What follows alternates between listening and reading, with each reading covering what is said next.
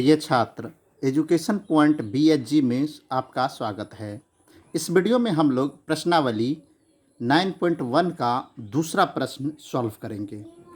पहले प्रश्न का वीडियो मैं कल बना चुका हूँ। इस वीडियो में दूसरे प्रश्न को सॉल्व करेंगे और यह त्रिकोणमिति का अनुप्रयोग है।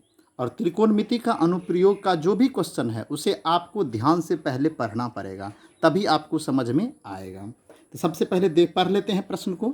देखिए प्रश्न क्या है, आंधी आने से एक पेड़ टूट जाता है। आंधी आने से क्या होता है, एक पेड़ है और वो टूट जाता है और टूटा हुआ भाग इस तरह मुड़ जाता है कि पेड़ का शिखर जमीन को छूने लगता है और इसके साथ 30 डिग्री का कोण बनाता है। पेड़ के पाद बिंदु की दूरी, कॉमा देखिए यहाँ पे कॉमा है तो रुकेंगे, जहाँ पेड़ का शिखर जमीन को छूता है 8 मीटर है। पेड़ की ऊंचाई ज्ञात कीजिए। पेड़ का हमें ऊंचाई ज्ञात करना है। क्लियर।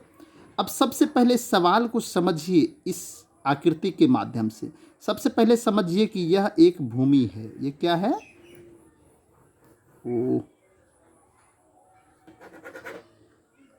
ये क्या है? भूमि है। क्लियर। इस भूमि के ऊपर एक पेड़ है।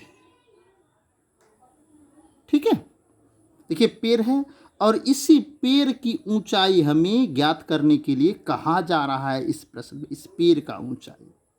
ठीक है, अब आप समझिए, सबसे पहले यह समझिए कि इस पेड़ का यह जो ऊपर वाला हिस्सा है इसको शिखर कहते हैं और इस हिस्से को पाद बिंदु कहते हैं। ये क्लियर आपको समझ में आया? अब होता क्या है, आंधी आया, मान लीजिए इधर से हवा का झोंका आया, यह पेड़ कहीं से बीच में से टूट गया। अब कहाँ से टूटा पता नहीं, हम लोग अंदाज मान लेते हैं यहाँ से टूट गया।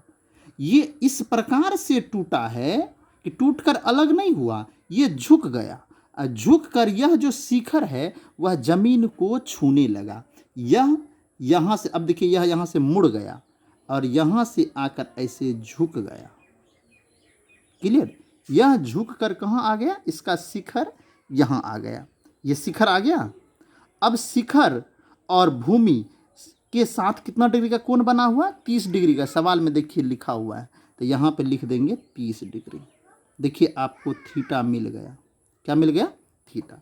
अब आगे इस प्रश्न में क्या कह रहा है, पेड़ के पाद बिंदु की दूरी। पेड़ का पाद बिंदु ये है, समझिए यहाँ पर, यही बच्चे से नहीं समझ में आता है। और जहां पेड़ का शिखर जमीन को छूता, यह जो शिखर है कहाँ, जमीन को यहाँ पे छूता है, इस बिंदु को। यह पेड़ का पाद बिंदु है। दोनों के बीच की दूरी कितना है? 8 मीटर। यहाँ लिखा हुआ 8 मीटर, तो यहाँ लिख देंगे 8 मीटर। समझ में आ गया यहाँ? अब देखिए यह तो झुक कर इधर आ गया, तो यह देखने से समकोण त्रिभुज के जैसा आकृति बना है, तो इसको मान लेंगे A, इसको मान लेंगे B और इसको C। अब पेड़ का हमें ऊंचाई पूछा जा रहा है, तो इसमें से हम यहाँ से A से B निकाल लेंगे। पेड़ तो यहाँ तक है, यहाँ से यहाँ तक हिस्सा तो इधर झुक गया, तो इसका मतलब है कि लंब भी निकालना पड़ेगा और कर्ण भी निकालना पड़ेगा। दोनों को आपस में जोड़ देंगे तो हमें पेड़ की ऊंचाई निकल जाएगा। क्लियर। सबसे पहले तो यह जान लीजिए, यह प्रश्न बहुत ही इंपॉर्टेंट है, ये भी आई है। अब सॉल्व करते हैं ना। सबसे पहले क्या लिखेंगे, त्रिभुज ABC में क्या लिखेंगे? त्रिभुज ABC में। ठीक है, लिख दिए। अब यहाँ लिखेंगे थीटा बराबर 30 डिग्री और BC बराबर 8 मीटर। क्लियर। हमको निकालना क्या है? AB निकालना है और AC भी निकालना है।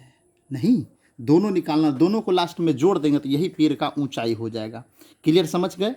अब देखिए हम सबसे पहले AB निकालते हैं, तो अब आपको सोचना है कि किस फार्मूला में। आधार देखिए दिया हुआ है, इसको लंब कहते हैं और इसको कर्ण कहते हैं। तो हम पहले आधार और लंब वाला कॉम्बिनेशन खोजते हैं। किस फार्मूला में आधार और लंब आता है? तो यहाँ लिखेंगे हम लोग जानते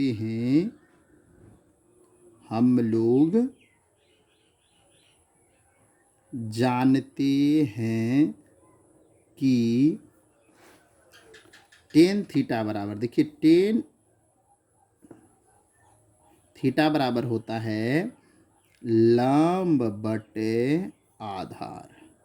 ये होता है ना, टेन थीटा बराबर क्या होता है, लंब बटे आधार। तो थीटा का वैल्यू कितना है, 30 डिग्री, तो यहाँ पर लिखेंगे टेन 30 डिग्री। लंब किसको बोलेंगे, ए बी को बोलेंगे, तो ए बी। आधार किसको बोलेंगे, बी सी को, तो बी सी। क्लियर। हमको ए बी निकालना है। टेन 30 डिग्री का वैल्यू क्या होता है, याद है आपको, नहीं है तो कोई बात नहीं, यहाँ समझ लीजिए 1/√3 होता है। टेन 30 डिग्री का वैल्यू क्या होता है, 1/√3। और ए बी तो हमें निकालना है, तो ए बी को ए बी ही रहने देंगे। अब बी सी है 8।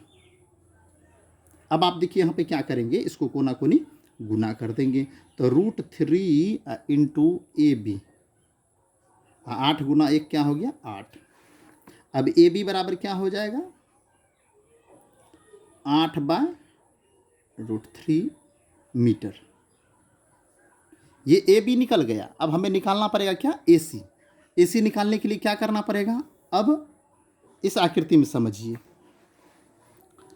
ए बी निकल चुका है, हमको ए सी निकालना। तो ए सी तो कर्ण है और ये आधार है। अब हमको सोचना है कि किस फार्मूले में कर्ण और आधार आता है। कर्ण और आधार, देखिए कर्ण और आधार वाला फार्मूला कोस में भी है और सेक में भी है, तो हम दोनों में से कोई एक लिख सकते हैं।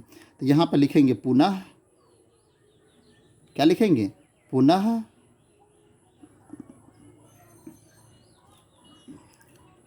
cos थीटा बराबर, cos थीटा बराबर क्या हो जाएगा, आधार बटे कर्ण। यही होता है ना, cos थीटा बराबर आधार बटे कर्ण होता है।